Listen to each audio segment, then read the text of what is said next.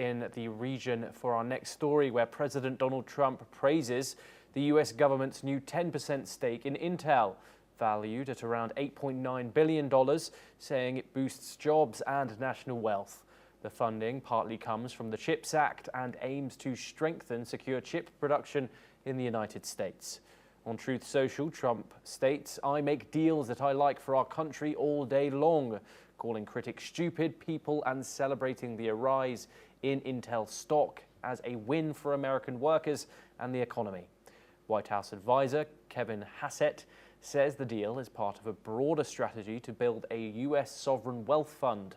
Trump signs an executive order in February to launch the fund, modeled after nations like Norway and China. Officials emphasize that the government does not interfere in company operations, saying the primary goal is to onshore production and increase national economic security. We're now joined by Peter Cardillo. He's a chief market economist at Capital Securities, and he joins us live from New York. Thank you very much, Peter, for joining us.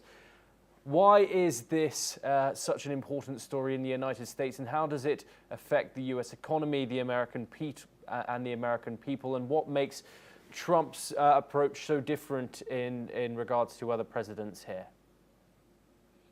Well, to begin with, it's positive in the sense that Trump said that the government will not interfere with the governance of Intel, and so that means other companies as well. That's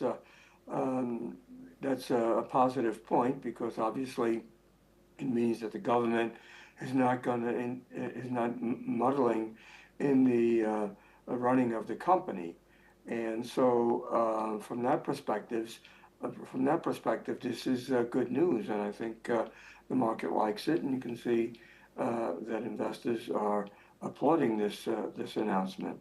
Of course, when you have a capitalistic free system, if the government were to interfere and take over the company, that would certainly not be good, and that would be that would have negative consequences, not only for any individual company that the government is planning to invest in, and in general for the economy and the stock market as well.